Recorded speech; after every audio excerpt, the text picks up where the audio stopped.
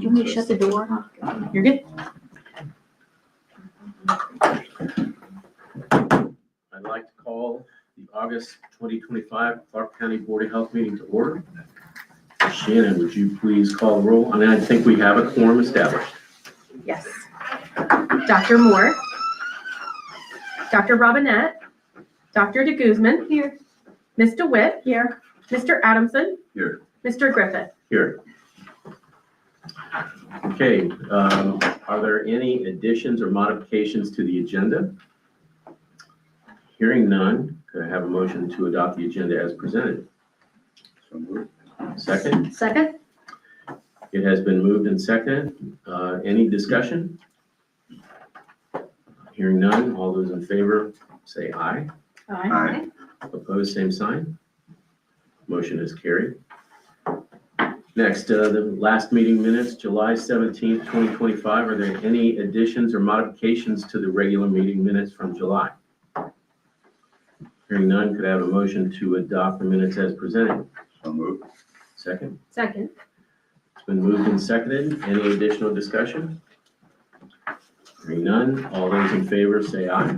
Aye. Opposed, same sign. Motion carries. Okay, next, public comment. This is time for anyone from the public to give up to 3 minutes of comments. If you're subject of one of the agenda items, this is not your time. Any other comments? No public members here. Move on. Old business. No old business. Okay, new business. Nuisance declaration, 4925 Ridgewood Road West in Springfield. Zuby? Thank you. All right, so this property is located in Moorfield Township, and over the years, we have received multiple calls regarding the property. Mr. Blair consistently has an accumulation of solid waste at his property, and we've attempted to work with him to get the solid waste cleaned up to no evil. And Chris is pulling up some of the more recent pictures. These are from July.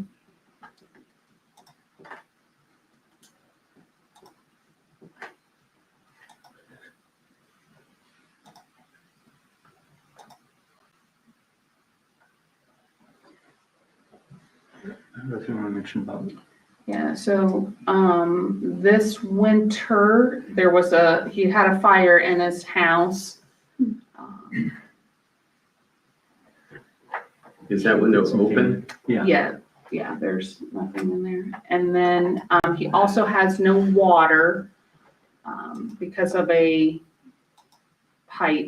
broken pipe that needs to be fixed. The board had previously taken action on the no walk well. This week. That one we did under plumbing, yeah. So that, the no water actually split the courts at this point.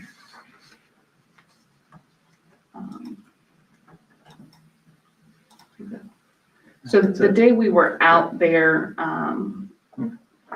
Mr. Blair gave us the okay to have the solid waste deputies and their group come out and remove the couch. There's a couple parts of couch, some TVs along the curb. So he gave them the okay to remove those. Since then, there are 3 or 4 new TVs at the curb. And I haven't been able to get behind the house, that's the newest one, to see what's been cleaned up behind the house. So he'll do and get rid of some stuff, maybe bring in some new stuff.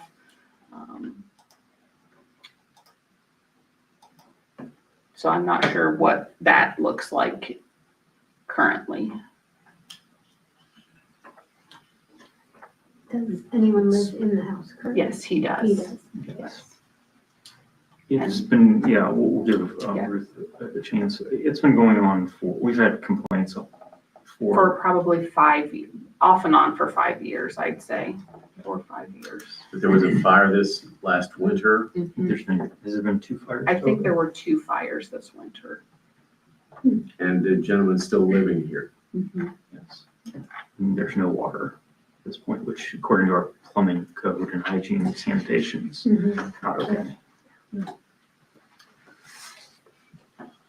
And then this is Ruth, which is Mr. Blair's sister. If you'd like to say anything. Ruth. Oh, okay. Please come up front here. Okay. Thank you. Yeah, I apologize that my brother's such a nuisance to Springfield. And honestly, I don't even know, we went over there, my husband came up with me today, but, we went over there to pick him up, to bring him over here, or to ask him if he wanted to take his bike separately, come back, and he said, no, I'm not gonna go. He changes his mind, and he came here the other day, so he figured, well, they have their chance. I mean, and then you came up here and you spent the gas money. Anyway, he's always seems to be giving an argument. But he has been working on this stuff, major difference. I mean, he used to have the whole fence line in the back just packed with stuff. Partly he did it, he was thinking that he was gonna keep the larger critters from his garden. That is almost all cleared up except for maybe like 2 areas of bike parts and stuff. That area, I mean, it's cleaned up a little bit. I would say it's less than it is there in that picture. And the side is less. It used to just be the side of the house, the north side is dramatically different. And well, no, that's how it looks now. It used to just be packed with stuff. So he is working on it. He's gotten his guy that comes out to help him take stuff away. And you guys so nicely came out and helped him take stuff away. He's working, he's got more stuff in the front now again.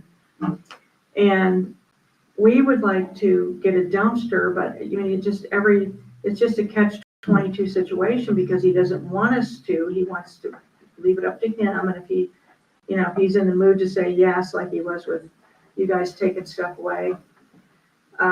But we'd like nothing more than to get a dumpster and just set it there, and then he can feel like it's his, when he feels like putting stuff in it, he can put stuff and take it away.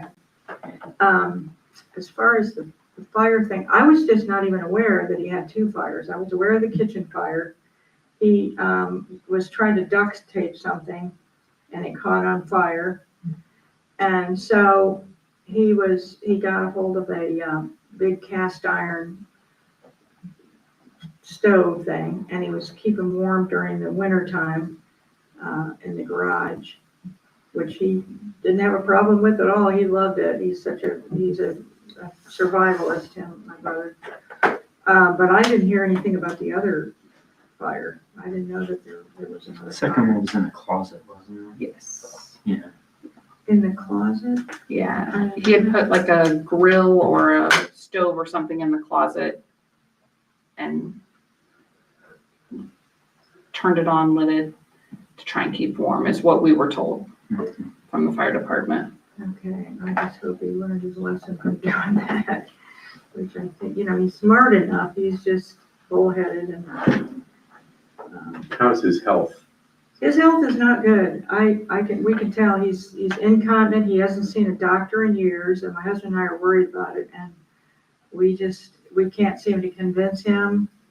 And he says, well, if I can afford it, and I said, Mark, you probably have, good coverage, you just need to go. And, he'll be at the point where he's, oh, okay, and then he'll say, no, I'm just let me handle it. So yes, he needs to see a doctor, and I feel like he needs to be on medication that will help him think more clearly, because he does kind of go off in la la land sometimes.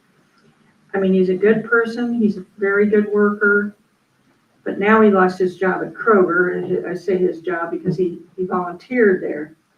And I feel like the higher-ups during one of their tours got a hold of the situation, and they said, oh, no, you can't be here without being on the clock, being an employee, that would be a liability, plus his hygiene. But I feel like they were trying to actually help him by letting him do that because he loved his job, and it was therapy for him to work there because he's a very hard worker. He loves work. He loves hard work. And he shows up on time. I have my job to do. I have to go there. He's, you know, in some ways, he's a detriment to society. In other ways, he's, you know, just the opposite. And, what else? What other questions do you have for me? I don't know. Ruth, was there any discussion about the plumbing aspect? 'Cause that's kind of where I feel is the most important, is Mhm. the safety and health of hygiene, getting Right. sick, not having potable water, drinking water, being able to flush toilets. So it certainly poses a lot of health risk, not to just him, but his surrounding neighbor, Right. having all that waste Well, that he can't we get rid keep of. talking to him about it and he doesn't want to hear it. So maybe that's where the strong arm is going to have to come in and say, look, you either do this or scare him, you're going to lose your house. And this is not something you need to take this very seriously. I don't know. I don't know what to do. He just, you know, he just kind of brushes me off and wants to argue with my husband all the time. I just really like him. So, Do you feel like he's able to take care of himself, living alone there? I mean, I feel that if he was back on his medication where it makes him think more clearly, I mean, he pays his bills too. He's, you know, we talked to a lawyer about it one time and he said, you'd be surprised how many people are on the cusp of society, you know, on the fringe, but they're functioning. But, yeah, he doesn't always make the right choices, you know, but, I don't know. And we were just hoping that, they could, we were kind of hoping he could get arrested and put into the mental health system, get him back on his medication, and then we could deal with him. Because it's like trying to lasso a raging bull sometimes. Thank you. So, Any other questions or comments? I'll just offer to you, Ruth, and Zibia said this to you too. I mean, we don't want Mark to have to leave his house. We want him to be able to live there safely, mhm. in a sanitary, hygienic manner, as you pointed out, Dr. Guzman, and we want the neighbors to feel safe and feel Yeah. like the neighborhood's being maintained at a minimum, standard. And so, Mhm. with the water and the solid waste, we want to be part of a solution, but as we've talked about, he's got to accept the help. And Right. Zippy's got connections with Adult Protective Services and United Senior Services and a few others that, if given the opportunity, probably could offer some help. But Mark's got to get to the point where he'll accept it, because we can't force feed him that piece of it. So we're left trying to regulate, what the citizens expect us to regulate. It's our job. Right. So, No, I fully understand. Yeah. I think, he felt under threat of losing his home, and then I was worried about it too. Oh, everybody's ganging up on him and gonna move him out of his house. Well, what's gonna be worse, if he has a home and there's issues, or if he's homeless? Because there's no way he can come and stay with us. There's just no way. He's just out of control, and he just, rants and raves and wants to start a fight with my husband all the time. And it's just a very, very stressful situation. And I feel like, I don't know, it's been years since he's been on any kind of medication, but sometimes he just gets himself so, into a frenzy. He's never been violent, but he's got to be a wreck. And I don't know. And, but I think if he knew that nobody was going to take his house, but the issues concerning his house were really serious, that we needed, this has got to go down this path and there's no other way. I don't know what to do. So what's the barrier for the water to the house? It's in court right now? The water main has to be, I don't No. understand. So the water's turned off right now. Okay. So, I think it was originally turned off for like an overdue bill, but there's a broken pipe. So if they have the water turned on, it's just going to flood his So it's house. Broken on- pipe inside the house. Yes, Yeah. so On the, his, somewhere on his property, so Yes. it's the homeowner's job to It's not- fix. yes. Right, it's not a Clark County Utilities. Yes. And Mr. Habitat. Does he have the money to get that fixed, or? He will probably next month. I mean, depending on how much it is, but we would help him with whatever needs to be done. If he agrees to it, and he's not gonna come back on us, we will help him, you know.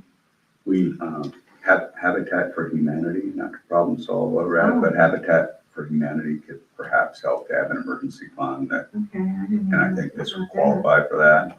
It's usually roofs and heaters, and Oh, I okay. would think this would qualify. And they have a Springfield branch. Yes, Yeah, we do. Kermit. Kermit. Yeah, we'll give this to Road. Zibby and as a possible avenue, but that one, didn't you say this is already a court case? Yeah, I mean, So- but ultimately the court wants, they've got a little more teeth than we do when it gets to that point, and they Right. want resolution here too. They want them to have water. So, And Ruth used the word strong arm, so that would be the leverage point that we might have to talk to him about. Yeah. Getting him help to get the water fixed, get the other things taken. The heater.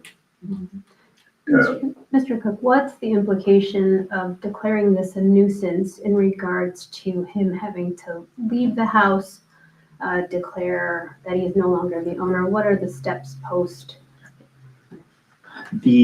all right, so let's go back to the water. I mean, the way that our orders are written right now, he actually should not be living there. Right. We haven't pushed that.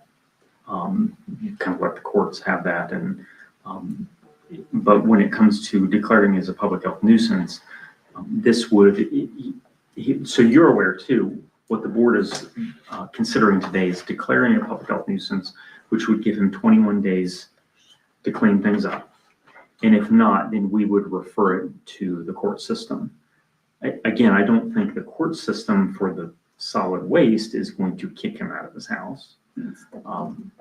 But this is kind of a final, you have 3 weeks to get it done before we have to refer it to the court system. And in addition, he wouldn't lose ownership of the house, he just can't inhabit the It's not house. habitable. Right. That's all. I just wanted to clarify. So if you could let him know, Ruth, that, just so that he doesn't have this preconceived notion about losing the house versus not being able to live in it because of the plumbing. Those are very Okay. different Yeah. outcomes at hand here. Mm-hmm. Do you feel that he could get the plumbing together in 21 days? As somewhat of a emphasis? I mean, I don't know how those plumbers work, and I don't know what the real problem, how much the extensiveness of the problem is. So I don't know. It's possible, but. I mean, he'll say stuff like, oh, I just fixed the pipe or whatever, and we don't know if he's really even telling us the truth, but, I said, well, why don't we leave that to a professional, rather than you trying to Mickey Mouse it. And, so. And I don't even have he doesn't have a working phone right now, and I'm not good at setting that up. And we're trying to go down the avenue of trying to get him a free phone. And, but he calls me from Kroger all the time. He has been for 6 months now. So it's hard for me to keep in touch with him, but,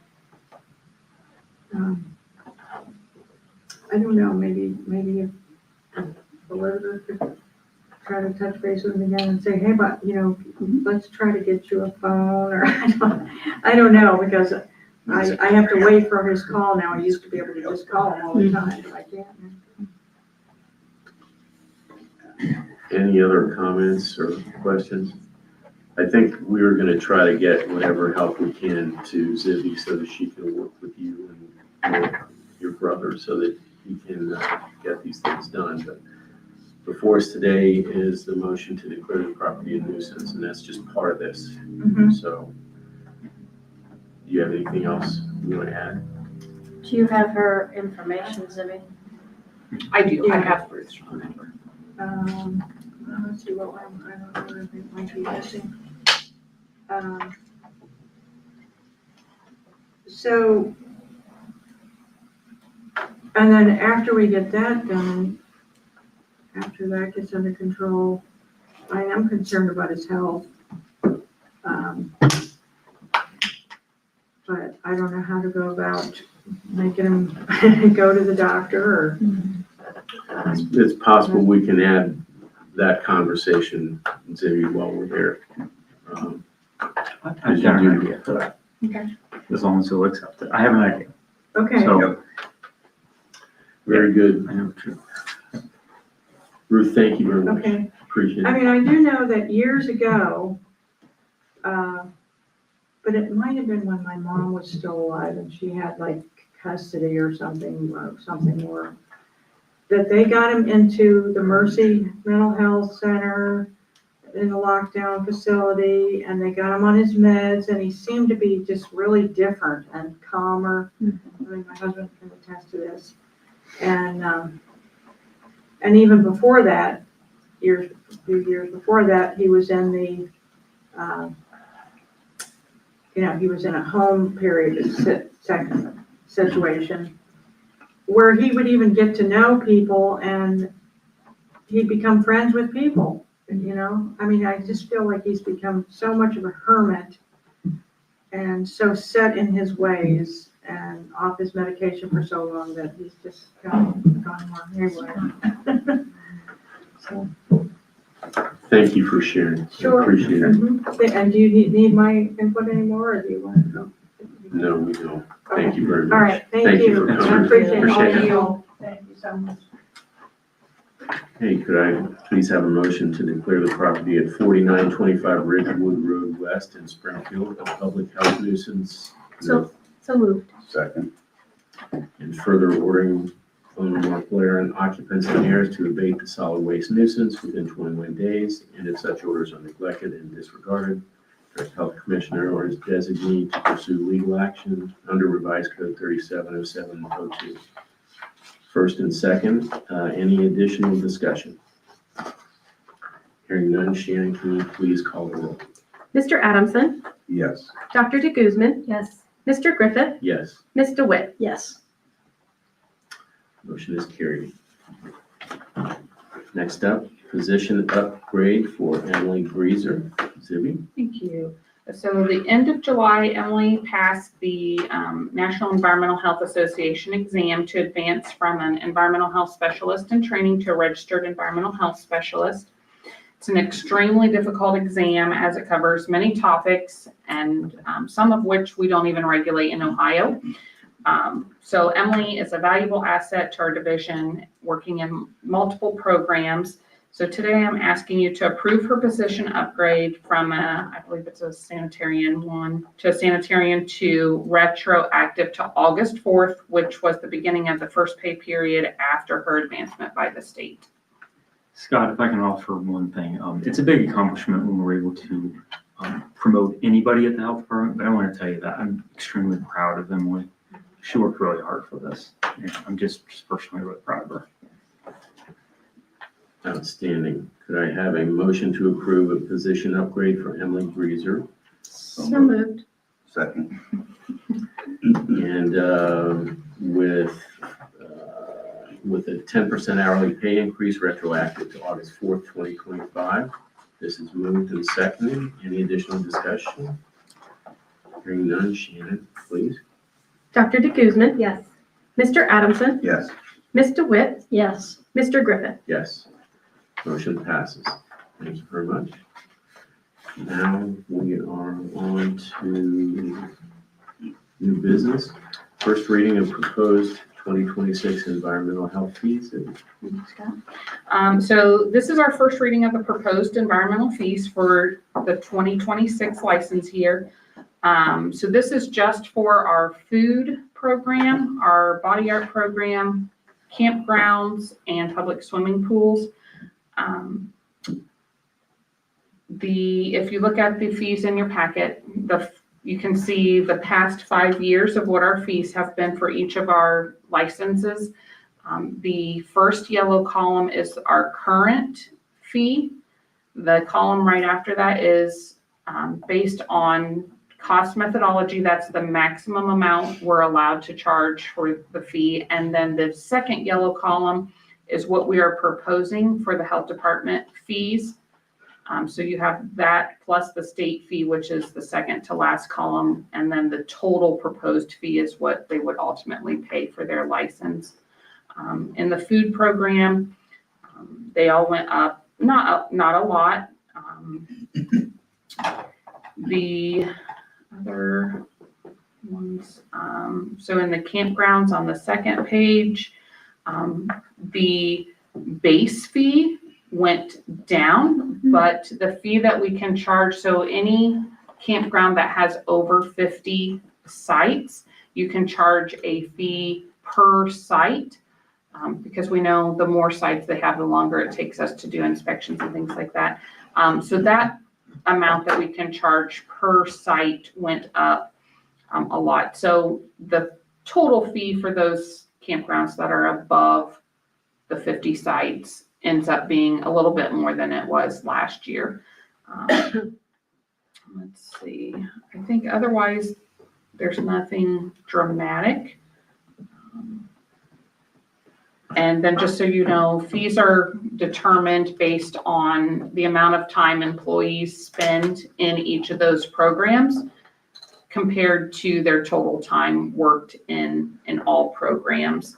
And then the expenses that we incur while working in those programs. Are there any questions on proposed fees? One question, who sets the maximum fee per cost methodology? So that is, the state has a formula that we use and we input all the information and it populates out and says, this is the maximum you're allowed to charge based on, like I said, our time, our expenses, how many licenses we issued the previous license year and how much income we brought in from those. So that's just a calculation. Okay. That presents the cap, so we don't make money. Yeah. We can't make money. So that just says that's the amount that you can charge to cover our costs of operating that program. And the assumption is we're in parity with other health departments our size. Yes.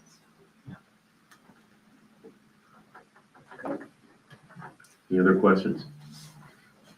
This is the first reading of the proposed fee, so no action. Next month, we'll have a second reading and a public hearing on the proposed fee. Next is Ohio Regional Convergence Partnership Grant Submission. Gracie. Yes, thank you. So you have a short form in your packet that explains everything, but this is just a small one-time grant of $5,000 that we're asking. It's actually through, the funder is actually Philanthropy Ohio, but they were using Health Path's system, so it's a little convoluted. But it is to workforce development, professional development, specifically about health policy. So we wrote a grant asking for support for Chris and myself to be able to go to the NACHO conference next year, which is the National Association of County and City Health Officials. So they have a big conference every year in July. Next year is in Louisville, Kentucky. So it's a nice car trip. We don't need airfare or anything. So we thought it would benefit to apply and see if we can get that covered. So it would cover registration fees, hotels, things like that. Could I have a motion to authorize the health commissioner to do all things necessary, including submitting this grant application, negotiating, executing all related contracts, creating new funds as necessary for the Ohio Regional Convergence Partnership Grant? So moved. Second, please. Second? Any additional discussion? Hearing none, Shannon, please call roll. Ms. DeWitt, Yes. Mr. Adamson, Yes. Dr. DeGuzman, Yes. Mr. Griffith. Yes. Motion carries, thank you. Non-employee vehicle use policy, Mr. Cook. Thanks, Scott. We had a community partner ask to use our box truck, that very nice truck behind us here, and all the contents inside, which are tables, chairs, tents, things like that. And of course, wanted to do this for our community partner, but then we realized, we don't really have any policies around this. And Shannon's like, let's check with liability insurance on all this. So that's how Shannon's wired. So she got a hold of our liability insurance provider, said, yep, as long as you get permission, no problem. But we recommend you check out the driver's license, things like that. And so Shannon's like, you know what, Chris, we should have a policy. I said, yes, we should. So this is a very simple policy. It's one page, less than, it's like a half a page. But I appreciate Shannon writing this. Just outlines a few things for those people who are not employees to be able to use our vehicles. Pretty simple, sweet, but now we have a policy and just like to get your approval for that. Can I have a motion approving the non-employee vehicle use policy as submitted? So moved. Second, Second. any additional discussion? Okay, Shannon, can you please call the roll? Ms. DeWitt, Yes. Dr. DeGuzman, Yes. Mr. Adamson, Yes. Mr. Griffith. Yes. Motion carries. Unbudgeted expenses, Chris? We've got 3 unbudgeted expenses that we're going to look at. And I say that with an asterisk because while they may be specifically unbudgeted, we have the funds for them in the MAC, Medicaid Administrative Claiming Fund. This is traditionally here what that fund has been used for is for capital improvements or maintenance. A couple years ago, we used that fund pretty heavily to basically pay for an HVAC upgrade in this building. So like I said, they're unbudgeted, they're over $1,000. I'd like to bring them to you, but we do have money in that MAC fund to be able to do this. That's what the fund exists for, really. The first is a portable power station. This is going to be for our Southern Village office. This location, it's our only location that does not have a backup generator. It's not designed, the building is not designed, it's a strip shopping center and it's not designed to have a backup generator on it. But what this will do is it'll power our refrigeration unit that has some medicines, occasionally vaccines, some of our testing supplies, bin cartridges, things like that, that need to be kept cold all the time.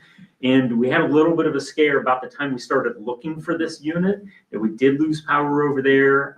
And it just kind of underscored for me and Cheyenne that we need a backup power supply there. I'm asking for $2,000. You see this, what the quote is $28.99, but I have found a better place that will sell it to us for about $1,800, put a little buffer in there, up to $2,000. I had our tech company look at this as well, and they think that this would provide enough power. It's an always-on system, so the fridge is plugged into it. Think of it as a giant UPS, uninterrupted power supply. It may power this fridge for up to 8 hours. That does 2 things for us. It buffers us from small power outages, but it also gives us the time to go get the stuff and bring it back to a building that does have a generator if it's widespread. That's the first item. The second item, actually the next 2 items are HVAC related. The first one is to cool our server room at our High Street office. That server room has never been cooled. The door stands open all the time. Sometimes we have a fan blowing in there. Our IT company's measured it's 82, 85 degrees in there. That's not healthy for a server room. And as we've added more and more equipment in there, it's getting warmer and warmer. We just upgraded the cameras thanks to the whip grain over there and had to add some additional technology. It's just beyond too warm in there. And we're going to start losing equipment, which is going to cost us money in excess of what it would cost to cool it. So this will put a mini split system there. You can see I put an estimate in here. So we have the estimate from Hauk here, totaling about $10,000. Our maintenance staff is going to be able to do the wiring. They've estimated about $1,600. So giving us a little bit of buffer, I've asked for $15,000 for this one. And the next one, which is cooling here, what we're calling the vaccine room. So we have a room here at Home Road that's got 4 units in it. Yes. Had a count. Yeah. 4 units in. It's very warm as well. The door is open. If we're not gonna lose a refrigeration unit, we're shortening the lifespan because they're operating in a room that's 80+ degrees constantly. Something that I think we've known has needed to be done for a while, but I'm just getting very worried. And we can't lose, we have tens of thousands of dollars of vaccine in this room, maybe even higher.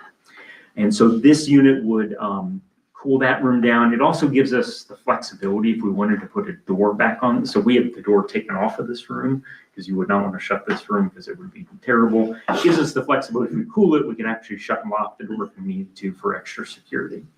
So again, price around $10,000 for the unit. They've estimated about $1,100 wiring, power wiring run for this one. That the county maintenance staff will be able to do. So again, giving us a little bit of buffer there, $10,000 or $15,000 total for this one as well. So just asking for your okay on all three of these out of the MAC fund.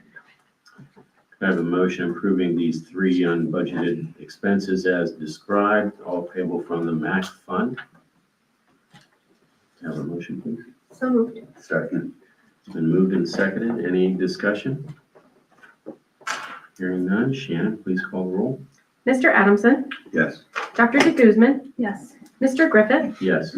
Ms. DeWitt. Yes. Motion carries. Next, staffing changes. Shannon. Thank you. You can see that we have the report there. I will mention we had one retirement, Kitty Smith, who's worked for us on and off the past 20 years, most recently working in a PRN capacity. She has decided to retire and she will just volunteer now. So other than that, we just had a couple of new hires. You can see those there. Could I have a motion appointing new employees to public health as recommended by Health Commissioner? So moved. Second. Second. It's been moved and seconded. Any additional discussion? Shannon, please call the roll. Dr. DeGuzman, Yes. Mr. Adamson, Yes. Mr. Griffith, Yes. Ms. DeWitt. Yes.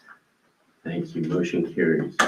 Financial reports, expenses and vouchers, Jeff? I apologize. This is about as small as I can get it. We still have 10 pages of bills. We have a lot of bills. But grand total for the month, about 219,000.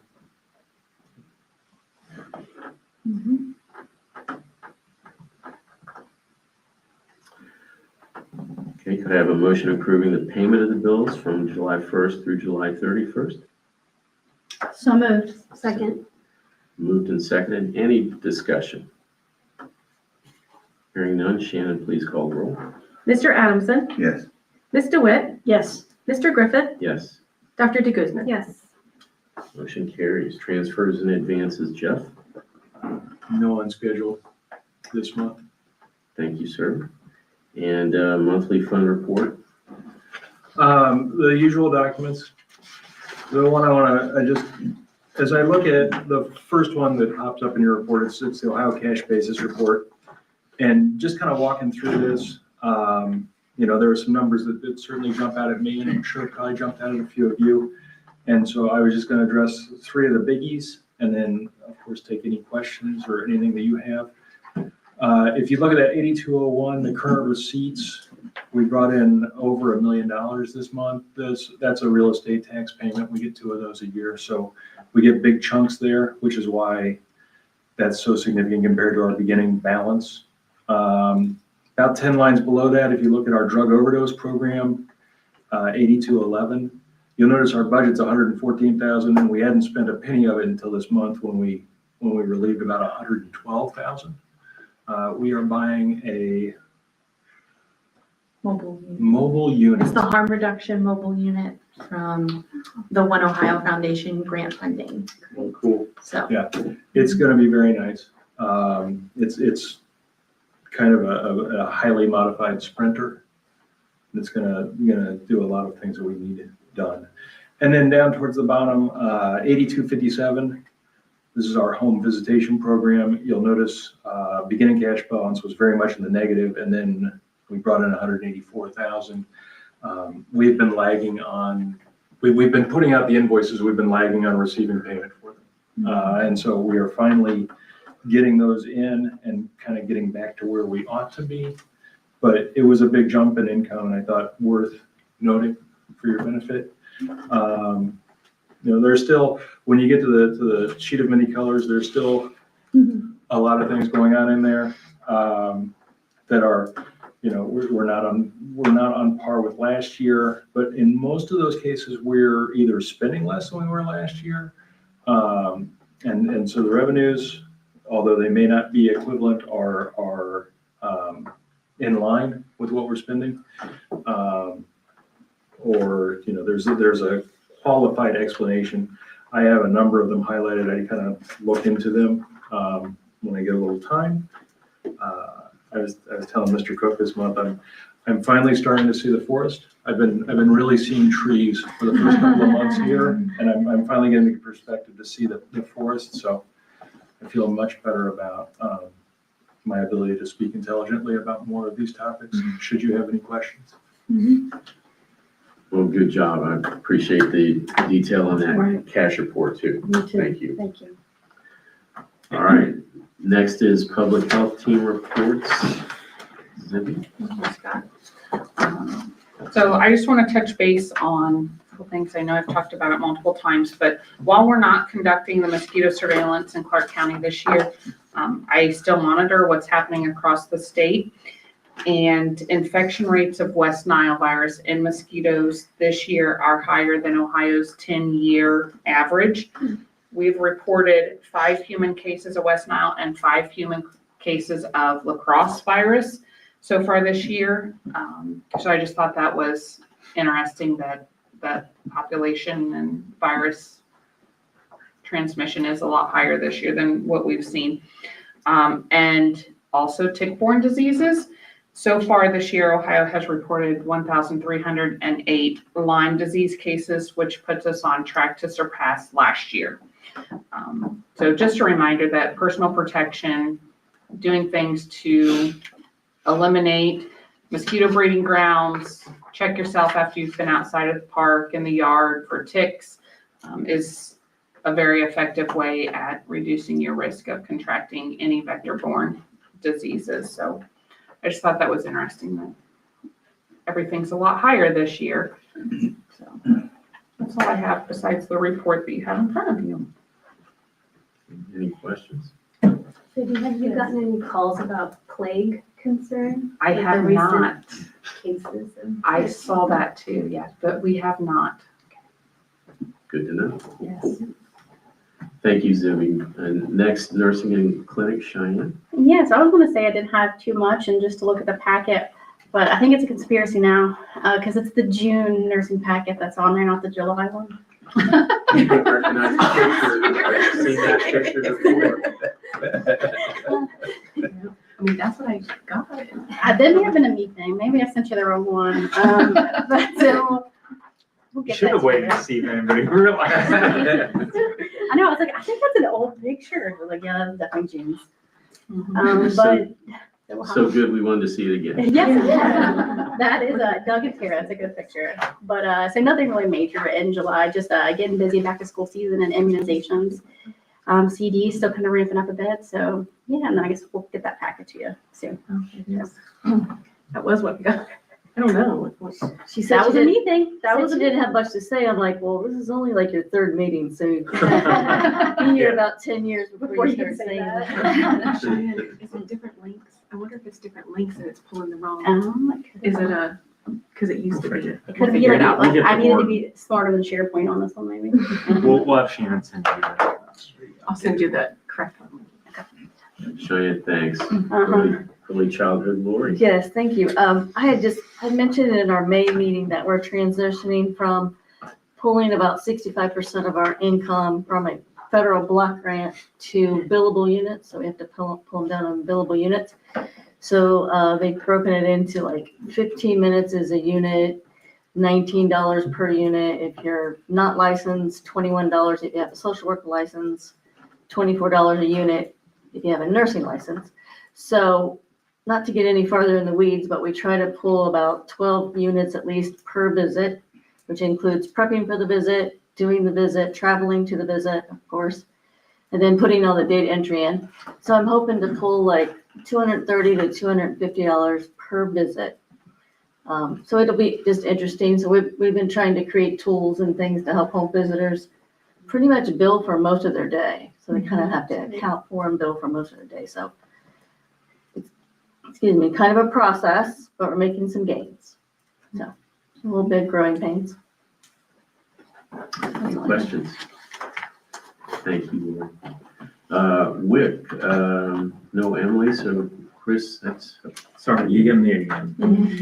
Emily's on vacation, so I'll just mention 4 things. You have her one pager, looks like this in the packet that she put together. I just want to highlight again, I think I might have said this last month too, but the partnership that we have with the hospital right now, where we're putting a WIC health professional in the birthing center to do certifications and recertifications is just a great partnership. You can see we're having consistent numbers again in July. Really good numbers, total number of certifications and recerts, very consistent the last few months. Those moms now don't have to make another trip, to our office, and we're getting it done right there, especially the 31 new certs that we did in July. It's just, yes, it's a great partnership, but super convenient for our new moms as well. So thanks, Mike, and everybody at the hospital. It's good. Second, we've had really good success with a contract health professional from the Ohio Public Health Association, and we're pursuing. We've got room in the WIC grant to actually pursue a second person to come and do some contract WIC work for us. We've struggled to find, as you've heard Emily say, registered dietitians, licensed dietitians. So we've gotten a couple hits on some contract work. So we're pursuing a second one, and we had just kind of a virtual meet and greet with one this last week. Might be an option. We're going to bring her in for a shadowing opportunity. So we're going to continue to push down that path because it's netted us some good results so far. If we have more people, we can see more moms and kids. So third, we submitted our budget revision for the rest of this year's WIC grant. The WIC grant runs through the end of September, and that allowed us to move a little bit of money around that we otherwise wouldn't have spent to buy some stuff, so to speak, that we need. Things as simple as diaper genies for our clinic rooms, which we actually don't have, and some outside trash cans, a few things we were just shift a little money around right at the end of the grant to be able to get some things that we need to make the experience for our clients a little better. And then finally, as you know, that we have had our new Carlisle office closed. The last month that we operated there was April for WIC in New Carlisle. We have not been able to find people to staff that. Emily and I have had multiple discussions. Every time we meet, every month, we talk about WIC in New Carlisle. And the partners that we had there, FYI is the partner, the building that we've been in. I will tell you, as of right now, we are not going to be able to continue to maintain operations there. We haven't since April, so we don't have intentions right now of continuing to operate there. The door is still open. We had a conversation with FYI. If we're able to get staffing back up and find someone that can go there, and we can branch out enough to go back to New Carlisle, we will. But as of right now, I wanted to provide a little bit of an update to FYI to know what to expect, because to be very, very honest, I think that unused space that we were occupying, it's been unused since April. I think they would like to use it. So I'm kind of turning them loose to use it. Again, with the door not completely slammed shut and locked, there might be an option, but right now we don't have any intention of operating in the Carlisle location for the foreseeable future. That's it for WIC, unless there's any questions. is that position not for funding? It's just that you can't find a person. That's correct. Yeah. And of course, I mentioned this last month. If you look at our numbers month to month after that April time that we were operating there, the numbers that rolled into Springfield are almost identical of Springfield plus New Carlisle. So we know that our folks are getting served. They're coming to Springfield. We know a few people have gone down to Greene County, maybe a little more convenient for them for a drive, but I don't feel like we're having unserved folks right now. They're just going to come to a different place. We offered incentives. We gave them diapers to come up to Springfield. So, And even so, the numbers that were being served there are not representative of the population that's there. It seems to me, it's like. Correct.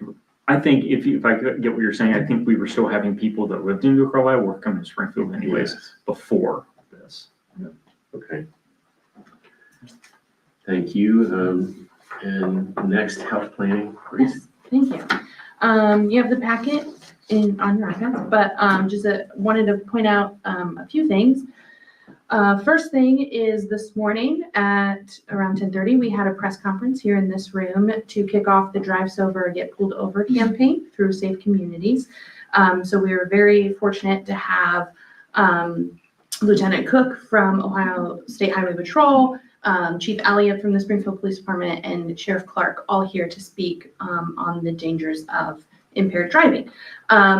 So that campaign always runs around Labor Day when, impaired driving seems to be on the uptick. So kudos to Maggie Ruber, who coordinates our Safe Communities grant and put a really good press conferences together today.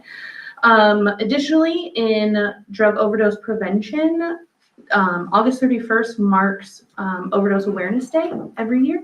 So locally, we are going to observe it on the 28th and 29th, so Thursday and Friday of next week, with a 2-day resource fair down at National Road Commons, downtown Springfield.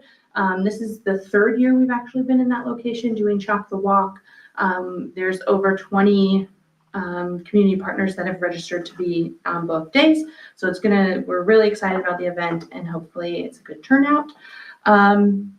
And then a little outside of health planning, but still I wanted to mention, as you know, every 3 years we do a community health assessment that looks at the data, not only what the numbers are saying, but what the community is saying, what our community partners, about the needs and priorities, health priorities in our community. So we are excited to announce that the 2025 Community Health Assessment is officially done and published. It's on our website, so you can see the full document on our website. A big shout out to Anna Jean Sauter, who really spearheads that and puts the whole final document together. It looks really great.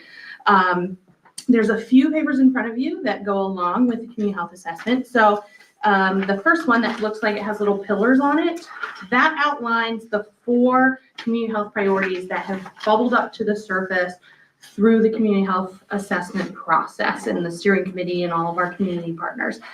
So we always like to remind everyone that this is not the health department's community health assessment. And when we eventually move into the community health improvement plan, this is truly Clark County's.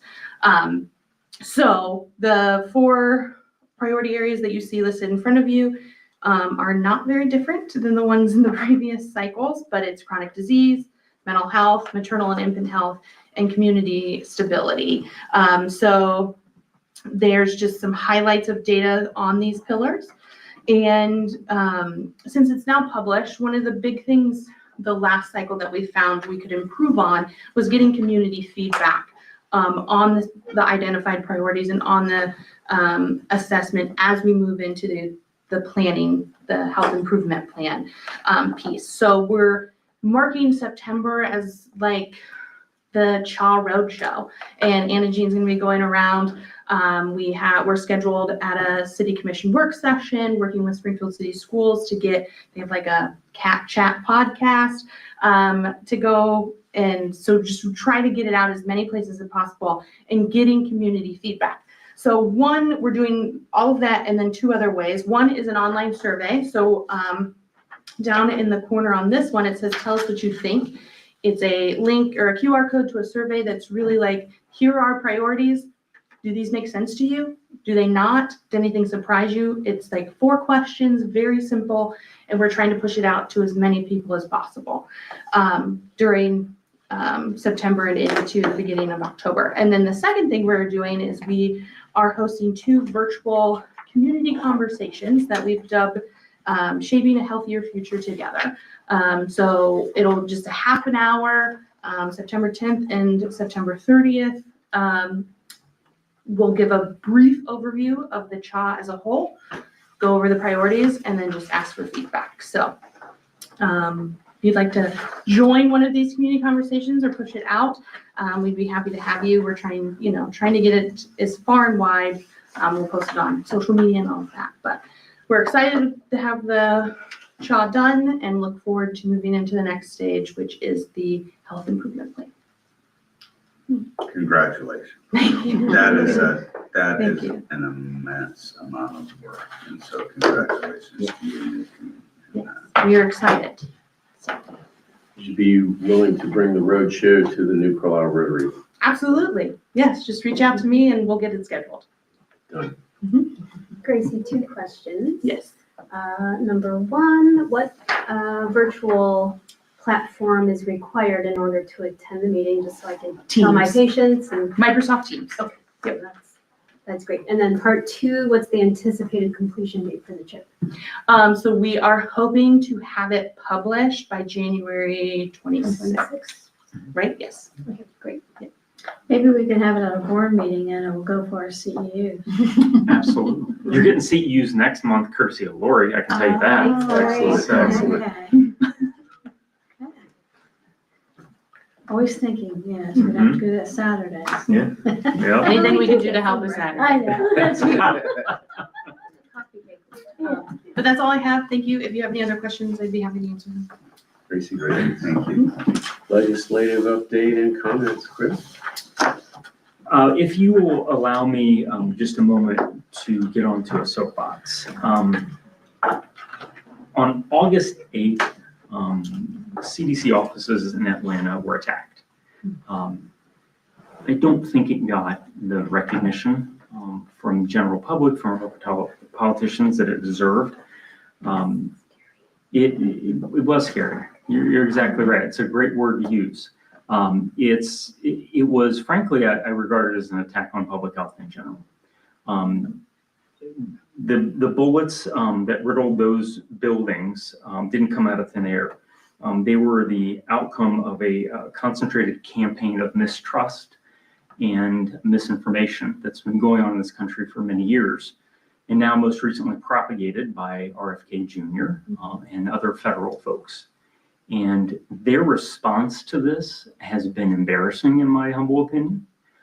Inadequate is putting it nicely. Any other building that would have been riddled with bullets, I think we would have seen a different response from the federal government. But for some reason, it was okay at the CDC, or maybe it didn't bubble up to, mainstream news or something that needed to be addressed. And multiple days went by before it was even recognized by the president and our HHS secretary. But I need to say name too. David Rose was the police officer that was killed defending CDC workers, public health workers like us. And so no one in any profession should go to work wondering if today's going to be my day of violence, let alone people that go to work every single day to try to only make things better for the public. And that's what we do in public health. I will tell you again, I have an opportunity to say it, so I'm going to say it. I do believe that RFK Jr.'s non-unifying inflammatory remarks about vaccines, about public health in general, they have now resulted in deadly outcomes. People that propagate misinformation about vaccines and those that repeat it, I think should be held partially responsible for this. There are real outcomes. And we need to recognize that as a country before something else happens. So I just want to thank our public health workers that I hope continue to come to work every day and do the good work for public health. It's a passion, it's a mission, I think it's a calling too. So thank you all, the staff too. Along those same lines, I just want to mention a couple of things in the political realm. This is my opportunity to do that in the legislative update. Governor DeWine is here at the very end of July. I had an opportunity to meet with him, so did Rocking Horse and Mercy folks, to talk about maternal and infant health. We also talked about the implications of TPS ending in February, and so we had a very good conversation. I have never been in a room with him where it hasn't been a good conversation. He listens, he actually listens and then does something with it. And so we had, again, very good conversation about the immense needs are here in the realm of maternal and infant health here in Clark County. I have some hope that there might be some funding at some point in time, whether it's at the state level or local level, that is going to help us move the needle in those areas. We have huge needs. So I just want to thank Governor DeWine for just coming to Clark County and Springfield and recognizing what the need is. I want to also say thank you and a high five to the communicable disease team under Cheyenne and now under Renee. You've heard us, it's in our reports, you've heard us talk about the burden of infectious diseases such as tuberculosis in our community. Every tuberculosis case that we deal with is very labor intensive, And it doesn't get a lot of recognition from, the public, or no one gives somebody a high five and say, way to handle that TB case. I mean, that'd be a weird thing to say anyways, but I just want you to know, Cheyenne, I know what goes on. I'm intimately involved with your staff to try to make things happen and make sure that we get people isolated and protect the rest of the public, get people well, treated, recovered. It's a lot. And that 30 seconds probably didn't do it justice, but I wanted to offer that. One other thing to underscore for our nursing, our reproductive health area, I'm gonna try to say this drug name correctly. Is it Yeztugo? Yes, very close, like Yezdigo. Yezdigo. Okay. So there is a new HIV PrEP treatment called Yezdigo. Yes. We'll go with that. It's an injectable twice a year. Frankly, I've heard it described as the most revolutionary HIV prevention treatment to come out in the last 50 years. Guess where the first dose in Ohio was administered? Right here. Right here. Awesome. Us. We did it. So it's pretty awesome. We're gonna have something on social media. Their reps were here and we got a picture with them, and it's a big deal. This is a really big deal for the prevention of HIV in our community, where HIV and has been kind of a target of the federal government for reducing funding and research that goes on with that. But we have good things that are still happening right here, which is fantastic. And then finally, I'll end with throw several names around. I want to throw out the name Don Hall. Don is the new city manager in New Carlisle. I had several conversations with him. Had a conversation with him yesterday that drug into the evening a little bit, which was perfectly fine. He was trying to find some help for a resident. And we talked for about a half hour, 45 minutes. He is kind of a breath of fresh air. I didn't know the previous person there, but Don he wants to get stuff done in the social services area. He wants to make things good for New Carlisle. And I just had a couple exposures to him, but if you live in New Carlisle or the area, I think you got somebody really good at the helm that's going to really steer the ship well. So I'm looking forward to other ways that we can work with him. He's given 2 thumbs up. I saw that. Yeah. So otherwise, questions about anything about legislative? I do want to piggyback on the TB program that you gave to the providers. Oh, yeah. Yes, great feedback. They really enjoyed the program and thought it was very helpful. Oh, awesome. Thank you Nice. for setting that up for Yes, the primary care docs. Chris, thank you. Appreciate your heartfelt comments, and thank you for all the good work going on here today. If nothing else, I think we need an executive session. So could I have a motion to enter executive session for the purpose of considering appointment, employment, dismissal, discipline, promotion, demotion, or compensation of a public employee? So moved. Second. Okay, moved in second. Any additional discussion? Okay, Shannon, can you please call the roll? Dr. DeGuzman? Yes. Mr. Griffith? Yes. Mr. Adamson? Yes. Ms. DeWitt? Yes. Motion carries. Chris and Gracie, can you please stay?